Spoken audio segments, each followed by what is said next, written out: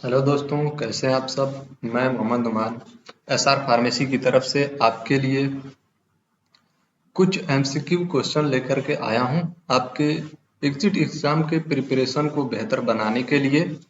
और इसमें मैंने फार्माकोलॉजी का चैप्टर जो आपके लेटेस्ट इस सिलेबस के अकॉर्डिंग मैंने इस एमसीक्यू को प्रिपेयर किया है। मैंने खुद मेहनत करके प्रिपेयर किया है इसको।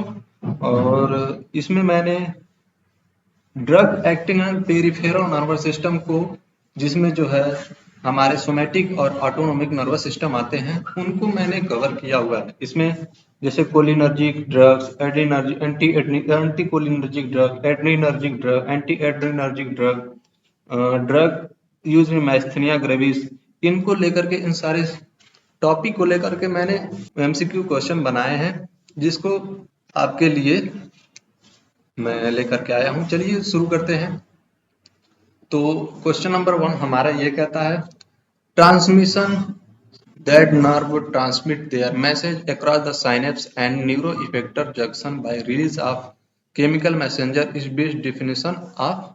यानी कि ट्रांसमिशन, जब हमारा नर्व ट्रांसमिट होता है मैसेज अक्रॉस द साइनेप्स। देखिए दोस्तों, हमारा जो ये क्वेश्चन है ये कहना चाह रहा है कि जब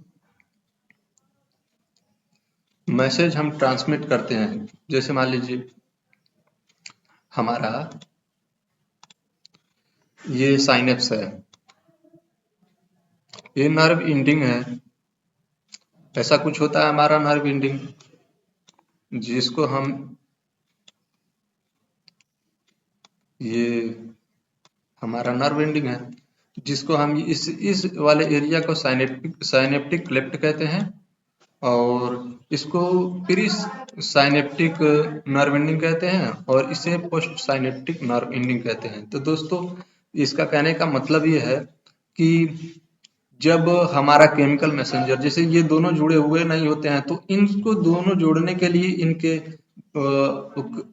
इनके फंक्शन को करने के लिए, इनके पोटेंशियल डिफरेंस को बड़ा ठीक करने के लिए हमारे न्यूरोट्रांसमीटर रिलीज होते हैं। जो भी न्यूरोट्रांसमीटर हमारे यहाँ पर बनते हैं, जैसे एसिटाइलकोलिन, नॉरएड्रेनालिन, एपिनेफ्रिन, ये सारे न्यूरोट्रांसमीटर जब हमारे रिलीज होते हैं, तो इस वाले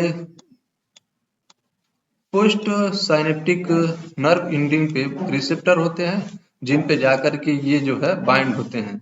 तो इन्हीं को कह रहा है कि न्यूरो इफेक्टर जंक्शन पे हमारा रिलीज केमिकल जो है जाता है, तो उसका बेस्ट डिफिनीशन क्या है, तो उसको क्या कहेंगे हम। तो उसको हम क्या केमिकल ट्रांसमिशन कहेंगे, क्या न्यूरो ह्यूमरल ट्रांसमिशन कहेंगे, क्या साइनेप्स कहेंगे, क्या ह्यूमरल कहेंगे। दोस्तों, हम इसका बेस्ट आंसर ये है कि हम इसको न्यूरो ह्यूमरल ट्रांसमिशन कहेंगे।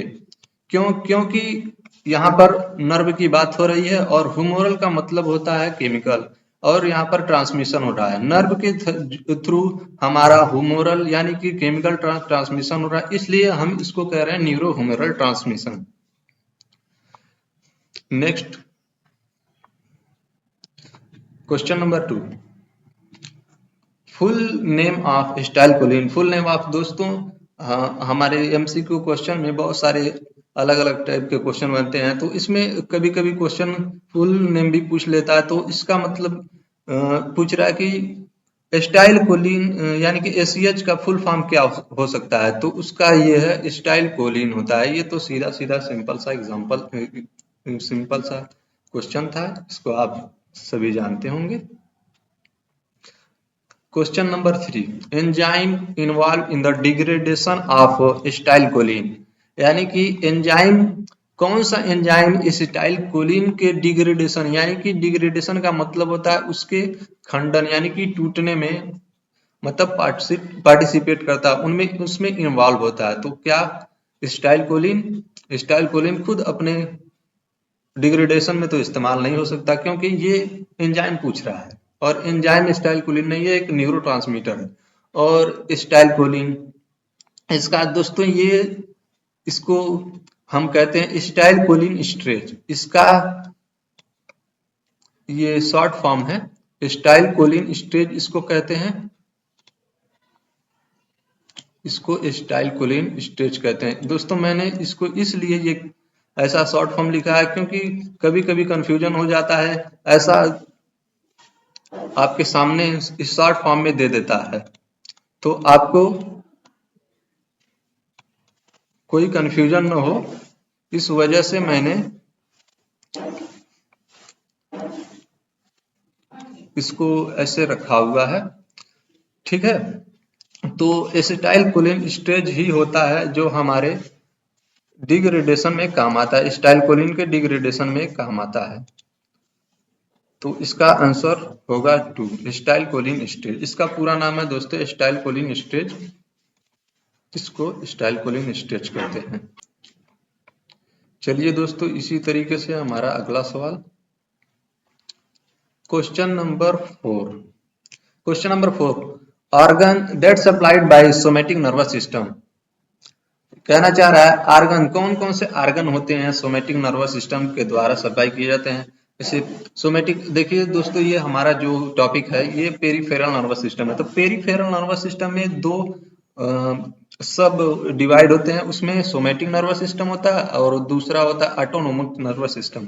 तो सोमैटिक नर्वस सिस्टम में बेसिकली हमारे जो होते हैं उनको डिफाइन किया जाए तो ये जो है हमारे स्केलेटल मसल्स में होते हैं।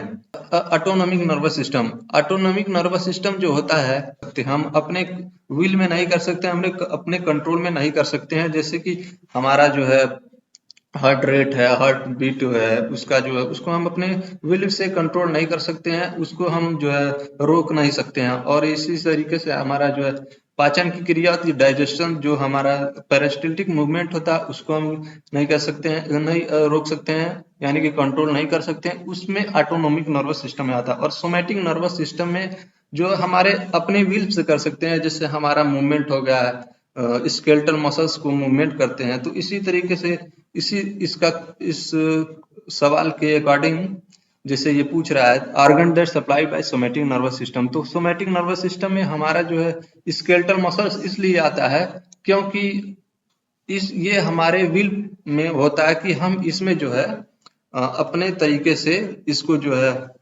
हैंडल कर सकते हैं। तो जैसे मान लीजिए हार्ट है, तो हार्ट में तो हम अपना हैंडल कर नहीं सकते हार्ट के बीट को, किडनी का फंक्शन हो रहा था, किडनी के फंक्शन में हम कोई इंटरफेयर नहीं कर सकते। विसरा का दूसरा नाम होता है इंटेस्टाइन, विसरा का दूसरा नाम इंटेस्टाइन होता है, तो इंटेस्टाइन का भी हम जो है अपना नहीं कर सकते हैं। तो सोमैटिक नर्वस सिस्टम का दूसरा मतलब मीनिंग होता है कि ये वॉलंटरी मतलब होता है, जो हमारे विल में होता है, हम अपने से कर सकते हैं। तो इसीलिए क्वेश्चन नंबर 4 का आंसर होगा skeletal muscles. Question number 5, receptors of acetyl choline. पूछ रहा है दोस्तों रिसेप्टर ऑफ एसिटाइल कोलिन क्या हो सकता है। तो क्या निकोटिनिक है, क्या मस्करिनिक है। हाँ दोनों होता है, इसलिए यहाँ पर सवाल होगा बोथ, क्योंकि दोनों होगा। एसिटाइल कोलिन का रिसेप्टर निकोटिनिक एंड मस्करिनिक दोनों होगा। इसी तरीके से 6वां क्वेश्चन हमारा, location of muscles type nicotinic receptor, यानी कि ये पूछ रहा है मसल्स टाइप निकोटिनिक रिसेप्टर। दोस्तों एसिटाइल कोलिन के दो रिसेप्टर होते हैं, एक मस्करिनिक होता है, एक मस्करिनिक होता है जिसको हम डिनोट करते हैं एम से, और एक निकोटिनिक होता है जिसको हम एन से डिनोट करते हैं। तो muscarinic M1, M2, M3, M4 तक जाता है। बेसिकली ये M3 तक होता है, M4 भी होता है। और निकोटीन दो तरीके के होते हैं, एक मसल्स टाइप निकोटिनिक रिसेप्टर होते हैं जिसको इससे डिनोट करते हैं, और एक न्यूरोनिक टाइप निकोटिनिक होते हैं। तो पूछ रहा है कि location of muscles type nicotinic receptor, यानी कि इस वाले रिसेप्टर का ये पूछ रहा है कि कौन सा होगा।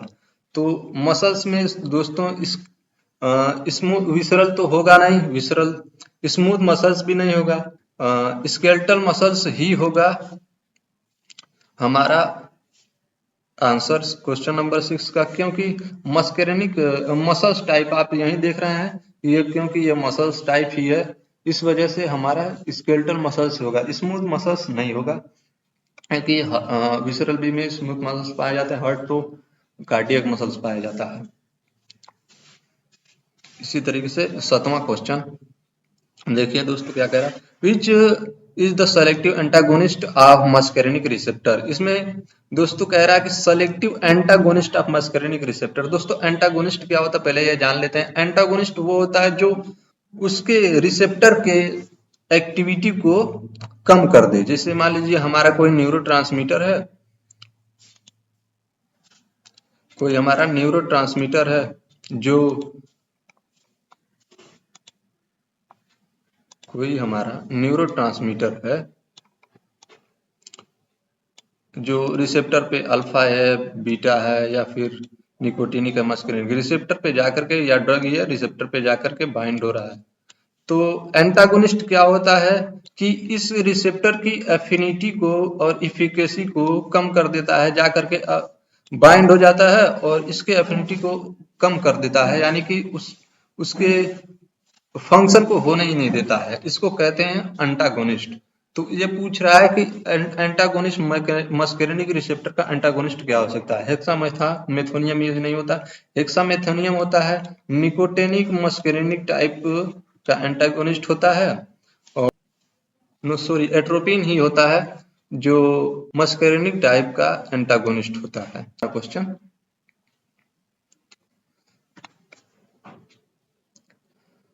Which is the following cholinergic agonist.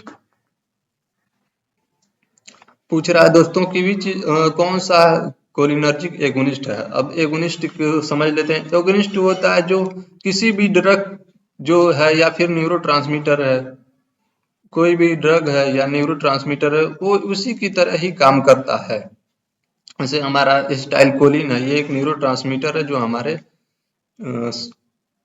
Parasympathetic nervous and से रिलीज होता है, जो इफेक्टर सेल पे जाकर के बाइंड होता है और वो अपना एक्शन शो करता है। तो उसकी तरह ही हमारा कोई दूसरा ड्रग आ जाए जो उसी की तरह ही काम करे, तो उसके कहेंगे एगोनिस्ट, यानी कि सेम काम किसी न्यूरोट्रांसमीटर या ड्रग की तरह सेम काम करने वाला, उसी का काम करने वाला ही एगोनिस्ट कहलाता है। तो पूछ रहा है कि कौन सा कोलिनर्जिक एगोनिस्ट हो सकता है। तो इसमें कोलिनर्जिक एगोनिस्ट हो दोस्तों स्टाइल कोलिन भी होता है, पिलोकार्पिन भी होता है, बेथेनिकॉल भी होता है। तो इसलिए दोस्तों हमारा होगा ऑल ऑफ द एबव। 8वां सवाल, 9वां सवाल, स्कोपोलामीन आर। दोस्तों ये पूछ रहा है कि स्कोपोलामीन क्या है। दोस्तों क्वेश्चन के बारे में जब हम पढ़ेंगे तो हमको पता लग जाएगा कि स्कोपोलामीन किस कैटेगरी की ड्रग है, तो उस हिसाब से हम बताएंगे। पोलामीन सीधे सीधे हमारा एंटीकोलिनर्जिक ड्रग होता है, इसको इसका जो है ये आंसर होगा एंटीकोलिनर्जिक ड्रग। कोलिनर्जिक ड्रग और पैरासिम्पेथेटिक ड्रग ये दोनों एक ही होते हैं, इनका ये अलग अलग नाम है। दोस्तों इसी तरीके से हमारा 10वां question, use of dicyclomine. Dicyclomine का यूज बताना है। डाइसाइक्लोमिन क्या काम करता है। तो इसमें स्पास्मोडिक नहीं दोस्तों, स्पास्मोडिक यानी कि स्पास्मोडिक क्या होता है कि स्पास्मोडिक ये मरोड़ होता है, यानी कि बहुत ही तरह के ऐठन जिसको होता है उसी को स्पास्मोडिक कहते हैं। तो स्पास्मोडिक को ही ठीक करने के लिए हमारा डाइसाइक्लोमिन देते हैं। तो इसलिए ये जो है एंटी स्पास्मोडिक और मॉर्निंग सिकनेस दोनों में भी काम आता है। इस वजह से हमारा जो है सवाल का क्वेश्चन नंबर 10 का आंसर होगा, वो होगा बोथ 2 and 3, क्योंकि ये दोनों में एंटी स्पास्मोडिक और मॉर्निंग सिकनेस में भी काम आता है। अगला सवाल दोस्तों हमारा ये कहना चाह रहा है anticholinergic drug कंट्रा indicated in diarrhoea, glaucoma, Parkinson's, bronchial asthma. यानी कि हमारा एंटीकोलिनर्जिक किस इन सभी में से कौन से में कॉन्ट्रा इंडिकेटेड होगा। दोस्तों डायरिया को ठीक करने के लिए हमारा एंटी कोलिनर्जिक दे सकते हैं, पार्किंसन को ठीक करने के लिए एंटी कोलिनर्जिक दे सकते हैं, ब्रोंकियल अस्थमा को ठीक करने के लिए एंटी कोलिनर्जिक दे सकते हैं, तो इस वजह से हमारा जो है आंसर होगा ग्लाउकोमा। ग्लाउकोमा क्वेश्चन नंबर 11 का आंसर होगा। Question number 12, direct acting adrenergic drug are. Direct adrenergic drug are पूछ रहा है दोस्तों, इसमें से कौन होगा? सबसे पहले समझ लेते हैं डायरेक्ट, इनडायरेक्ट और मिस एक्टिंग क्या होती है। डायरेक्ट एक्टिंग यानी कि दोस्तों जैसे रिलीज हुआ नर्व टर्मिनल से और जा करके हमारा जो है डायरेक्टली ये बाइंड हो गया हमारे रिसेप्टर से। ये कोई भी न्यूरोट्रांसमीटर है, रिलीज हुआ और रिसेप्टर से जाकर के बाइंड हो गया, इसका मतलब ये है कि ये डायरेक्ट एक्टिंग कर रहा है। और इसी तरीके से हमारा जो है इनडायरेक्ट एक्टिंग क्या होगा कि वो जो है रिसेप्टर को यानी कि इसी में ही नर्व एंडिंग में ही यहाँ रिसेप्टर को एक्टिवेट करके ये नर्व एंडिंग से न्यूरो ट्रांसमीटर रिलीज करवाएगा, फिर जाकर के ये जो है रिसेप्टर पे बाइंड हो गया, यानी कि ये इनडायरेक्ट काम कर रहा है। पहले तो ये जाकर के किसी दूसरे प्रीकर्सर को एक्टिवेट कर रहा है, फिर वो जो है दूसरा न्यूरोट्रांसमीटर रिलीज कर रहा है और वो जाकर के रिलीज हो बाइंड हो रहा है हमारे रिसेप्टर्स पे। तो इसको कहेंगे हम डायरेक्ट इनडायरेक्ट एक्टिंग ड्रग। और मिक्स्ड एक्टिंग वो होते हैं जो इन दोनों की तरह काम करते हैं। तो इन दोनों की तरह जो काम करेंगे डायरेक्ट और इनडायरेक्ट की तरह, उनको कहेंगे हम मिक्स्ड एक्टिंग। तो इसमें बताना यह है तो इफेड्रिन, इफेड्रिन तो ये मिक्स्ड एक्टिंग है। टायरामीन, टायरामीन ये तो डायरेक्ट एक्टिंग है। इनडायरेक्ट एक्टिंग है। डायरेक्ट एक्टिंग तो हमारा होगा एड्रेनालिन। एड्रेनालिन इसका दूसरा नाम इफेड्रिन भी है। एम्फेटामिन तो डायरेक्ट एक्टिंग में काम आता है। Next, salbutamol are which category of drug. Salbutamol are which category of drug पूछ रहा है। साल्बुटामॉल किस कैटेगरी का ड्रग है? सीएनएस स्टिमुलेंट है, ब्रोंकोडायलेटर है, नेसल डिकंजेस्टेंट है या नन ऑफ दिस। दोस्तों सीधा सीधा हमारा एग्जांपल है कि साल्बुटामॉल हमारा ब्रोंकोडायलेटर होता है। सीएनएस स्टिमुलेंट इसका कोई जो है सीएनएस पे इफेक्ट नहीं होता, नेजल डिकंजेस्टेंस ये नहीं होता है। इसी तरीके से हमारा 14वां question, therapeutic use of adrenergic drug पूछ रहा है कि हमारा जो थेराप्यूटिक यूज क्या है, हम जो है किस एड्रेनर्जिक ड्रग को किस डिजीज में इस्तेमाल कर सकते हैं। तो इसका एड्रेनर्जिक ड्रग को हम cardiac arrest, bronchial asthma, ocular use. Cardiac arrest यानी कि हम जो इसके जब भी हमारा कार्डियक रिलेटेड कोई भी इश्यू होगा, कोई भी डिजीज होगा, तो उसको जो है कोई भी डिजीज नहीं, जैसे इसमें जो है इसके पंपिंग में या फिर जो है ब्लड प्रेशर को मेंटेन करने के लिए, ब्रोंकियल अस्थमा को ट्रीट करने के लिए, ऑकुलर यूज को ट्रीट करने के लिए हमारा एड्रेनर्जिक ड्रग का इस्तेमाल होता है। इसलिए हम जो है ऑल ऑफ दिस इसका सही आंसर होगा। इसी तरीके से 15वां question, not pharmacological action of adrenaline. Adrenaline पूछ रहा है कि कौन सा फार्माकोलॉजिकल एक्शन एड्रेनालिन का नहीं है। इनमें से फार्माकोलॉजिकल एक्शन एड्रेनालिन का नहीं है। तो एड्रेनालिन जो होता है ये हमारे सिंपैथेटिक नर्व एंड से रिलीज होते हैं और इनको जो है ये हमारे एबनॉर्मल कंडीशन में आ जाते हैं। जैसे हमारा जो है जब ये रिलीज होगा तो ऐसा लगेगा जैसे हमारा हार्ट बीट बढ़ गया, हमारे पेरिस्टाल्टिक मूवमेंट बढ़ गए और पुपिल डायलेट हो गया। ये एबनॉर्मल कंडीशन होता है जिसमें हमारा जब एड्रेनालिन यानी कि सिंपैथेटिक आउटफ्लो बढ़ेगा तो एक कंडीशन होगी। तो इसमें जो है डिक्रीज हार्ट रेट, तो जब जाहिर सी बात है डिक्रीज हार्ट रेट नहीं होगा तो इसका मतलब ये है कि ये जो है सही आंसर है। इसमें इंक्रीज होगा हार्ट रेट, डिक्रीज नहीं होगा। तो ये पूछा फार्माकोलॉजिकल एक्शन नहीं है तो इसका मतलब यही है कि डिक्रीज हार्ट रेट ही होगा इसका सही आंसर। इंक्रीज तो होगा ही, इंक्रीज सिस्टोलिक ब्लड प्रेशर होगा ही, नॉन ऑफ दिस तो होगा नहीं। तो इस वजह से हमारा डिक्रीज हार्ट रेट ही सही आंसर होगा। Question number 16, which is not non beta selective beta adrenergic blocking drug. दोस्तों अब ये नॉन सेलेक्टिव क्या चीज होता है, यानी कि बीटा नॉन सेलेक्टिव बीटा एडर्जिक। देखो देखिए दोस्तों, एडर्जिक में दो तरीके से हमारे रिसेप्टर होते हैं, एक अल्फा होता है और एक बीटा होता है। एक अल्फा होता है और एक बीटा होता है। तो अल्फा में दो तरीके होते हैं, अल्फा 1 अल्फा 2, और बीटा में भी दो तरीके के होते हैं, beta 1 and beta 2 and beta 3। इसमें तीन टाइप हो सकते हैं, मेनली बीटा 2 ही होता है। तो ये पूछ रहा है कि नॉन सेलेक्टिव। तो दोस्तों नॉन सेलेक्टिव का मतलब ये है कि बीटा की बात पूछ रहा है, तो ये दोनों जो सब टाइप हैं, तो इसमें जो है किसी सेलेक्टिव एक हमारे बीटा 1 पे या बीटा 2 पे ये काम नहीं करेगा, हमारे ये दोनों पर ही काम करेगा। यानी कि नॉन सेलेक्टिव कोई सिलेक्शन नहीं है कि एक पे काम करेगा, बीटा 1 या बीटा 2, इसी को कहेंगे हम नॉन सेलेक्टिव बीटा एडर्जिक एजेंट कहेंगे। तो इसमें यही पूछ रहा है कि non selective beta energic drug कौन सा है। तो उसमें हमारा जो है non selective beta energic drug होता है हमारा प्रोपेरानोलोल। हमारा ये सही आंसर होगा। इसी तरीके से दोस्तों 17वां क्वेश्चन, प्रोपेरानोलोल इज कॉन्ट्राइंडिकेटेड। देखिए दोस्तों अभी इसी का सवाल आ गया तुरंत कि प्रोपेरानोलोल किस कंडीशन में कॉन्ट्राइंडिकेटेड है।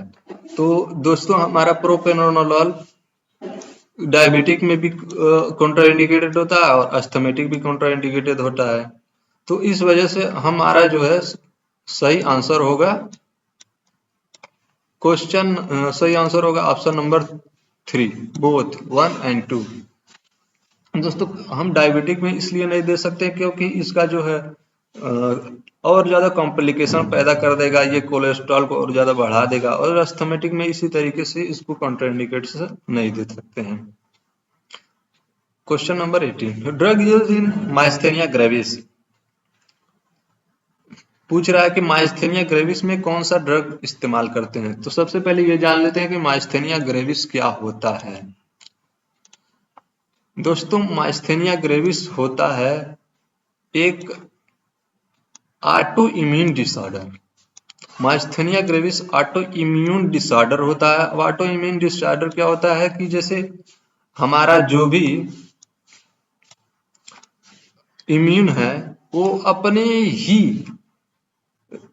ही बॉडी पार्ट में जाकर के उसी को डैमेज करने लगता है, कहीं भी जाकर के डैमेज कर ले। तो माइस्थेनिया ग्रेविस उस कंडीशन को कहते हैं जब हमारा ही कोई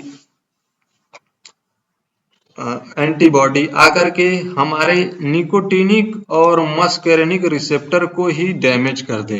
इन दोनों को डैमेज कर देता है। तो जब इन दोनों को डैमेज करेगा तो बहुत सारे कॉम्प्लिकेशंस आएंगे। इसको जैसे एसिटाइल कोलिन हमारा सही से बाइंड नहीं हो पाएगा, न ही निकोटिनिक पे न ही मस्केरेनिक पे। तो इस वजह से हमारा जो है बहुत सारे जैसे इसका सिम्टम हो सकता है कि लूज हो जाएगा हमारा मसल्स, हमारा पुपिल डायलेट नहीं होगा, ब्लर विजन हो जाएगा कभी कभी। तो इसको ट्रीट करने के लिए क्या इस्तेमाल कर सकते हैं। तो दोस्तों हमको इसे सीधे सीधे ट्रीट करने के लिए इस्तेमाल करेंगे कि जो हमारा ऑटो इम्यून है उसको ही हम सप्रेस कर दें। तो उसको सप्रेस करने के लिए हम जो है ड्रग देंगे साइक्लोस्पोरिन। साइक्लोस्पोरिन एक ऐसी कैटेगरी का ड्रग है जिसमें इस कैटेगरी को कहते हैं इम्यूनोसप्रेसेंट, यानी कि ये इम्यून को ही, खुद के इम्यून को ही सप्रेस कर देगा। तो इसको जो है इसमें इस्तेमाल कर देंगे तो जब ये हमारा इम्यून अच्छे से थोड़ा काम नहीं करेगा तो इसमें हमको राहत मिल जाएगी। ये स्टाइल कोलिन निकोटिनिक और मस्केरेनिक रिसेप्टर पे जाकर के बाइंड होगा और हम इस डिजीज से मतलब प्रिवेंट कर पाएंगे। Question number 19, which of the following adrenergic receptor when activated lead to bronchodilation। पूछ रहा है कि कौन सा ऐसा एड्रेनर्जिक रिसेप्टर है जब एक्टिवेट होता है तो ब्रोंकोडायलेशन होता है। दोस्तों अल्फा 1 ऐसा है जो ब्रोंको डायलेशन है, ब्रोंको कॉन्स्ट्रिक्शन करता है, वैसो कॉन्स्ट्रिक्शन करता है।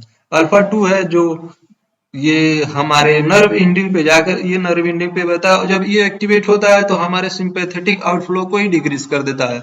और इसी तरीके से बीटा 1 जो हमारे बीटा 1 है और बीटा 2 है। दोस्तों बीटा 2 ही है जो हमारे नर्व बीटा 2 हमारे ब्रोंको डायलेशन का काज करवाता है, ब्रोंको डायलेशन काज होता है इसकी वजह से, और इसकी वजह से हमारा वेसो डायलेशन भी काज होता है। तो इस वजह से सही आंसर है बीटा 2। और बीटा 1 है जो हमारा हार्ट रेट को इंक्रीज करता है। ये बीटा 1 बेसिकली पाया जाता है हार्ट पे और किडनी पे। इस वजह से हमारा सही आंसर होगा beta 2, question option number 4।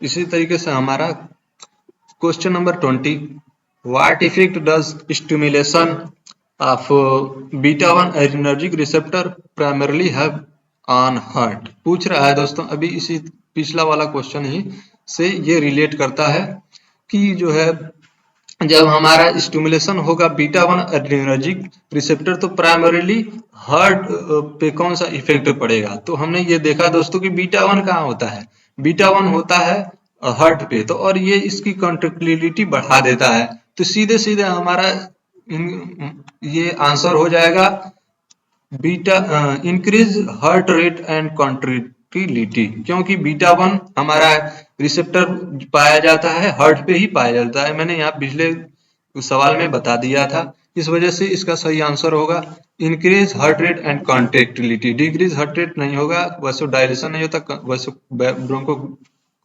Dilation नहीं होगा, क्योंकि ब्रोंको डायलेशन और वैसे डायलेशन बीटा 2 एड्रेनर्जिक रिसेप्टर की वजह से होता है। इसी तरीके से हमारा 21 21वां question, which of the following is an effect of ephedrine on adrenergic receptor. यानी कि हमारा कौन सा इफेक्ट होता है एड्रेनर्जिक रिसेप्टर पे जब एफिनेफ्रिन और एड्रेनर्जिक रिसेप्टर कौन सा इफेक्ट प्रोड्यूस करता है। दोस्तों हमारा वनली पहला है only activate alpha receptor, only activate beta receptor, activate alpha and beta receptor, या वनली एक्टिवेट मस्करिनिक रिसेप्टर। दोस्तों मस्करिनिक रिसेप्टर तो होगा नहीं, क्योंकि ये अल्फा और बीटा की बात कर रहा है, ये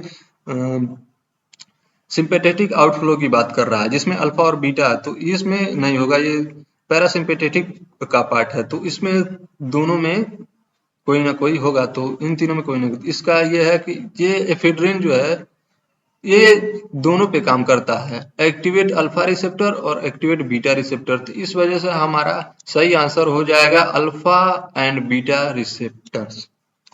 दोस्तों इस तरीके से हमारा शुरू हमारा question number 22, which receptor type is primarily responsible for vasoconstriction. दोस्तों एक बात और, ये सारी जो है जब हम इसका कॉन्सेप्ट क्लियर रहेगा तो ही हमारा जो है ये सारे आंसर हम अच्छे तरीके से दे पाएंगे। जब हमारा कॉन्सेप्ट क्लियर नहीं रहेगा, जब हम इसे अच्छे से पढ़े नहीं रहेंगे तो सोचेंगे यार ये क्या है, एक्टिव क्या बोल रहे हैं, अल्फा क्या बोल रहे हैं, बीटा क्या बोल रहे हैं, मस्करिनिक क्या बोल रहे हैं। तो ये दोस्तों बहुत ही कॉम्प्लिकेटेड टॉपिक है ये फार्माकोलॉजी चैप्टर का। ये जो पैरासिम्पेथेटिक एंड सिंपैथेटिक आउटफ्लो है, इसका जो भी है, इस पे जब हमारा पकड़ बनी रहेगी हमारा, तो कोई भी सवाल कहीं से भी आए इसका जो है हम कर लेंगे। तो इसके लिए आप लोग जो है थ्योरी वाला लेक्चर है इस पार्ट का, उसको आप लोग देखिए, और इसमें जो है आप सबसे पहले आप अपना कॉन्सेप्ट क्लियर किए रहेंगे। जितना अच्छे से आपका कॉन्सेप्ट क्लियर रहेगा, जितना आप अच्छे से समझे रहेंगे इस चीज को, अल्फा 1 क्या होता है, अल्फा 2 क्या होता है, बीटा 1 क्या होता है, बीटा 2 क्या होता है, निकोटिनिक रिसेप्टर क्या होते हैं, मस्करिनिक रिसेप्टर क्या होते हैं, तो इसमें जो आपकी पकड़ रहेगी तो आपको कोई जो है मुश्किल का सामना नहीं करना पड़ेगा सवाल करने में। इसी तरीके से देखिए दोस्तों, विच क्वेश्चन नंबर 22 करते हैं, हमारा क्या कह रहा है, which receptor type is primarily responsible for vasoconstriction in adrenergic drug system. देखिए दोस्तों, एड्रेनर्जिक सिस्टम का ये जो है, ये सारे चारों रिसेप्टर हैं, जिसमें बीटा 3 भी रिसेप्टर होता है, मेनली बीटा 1 बीटा 2 होता है। तो पूछ रहा है वैसे कॉन्स्ट्रिक्शन कब होता है, जब एड्रेनर्जिक रिसेप्टर कब होता है वैसो कॉन्स्ट्रिक्शन।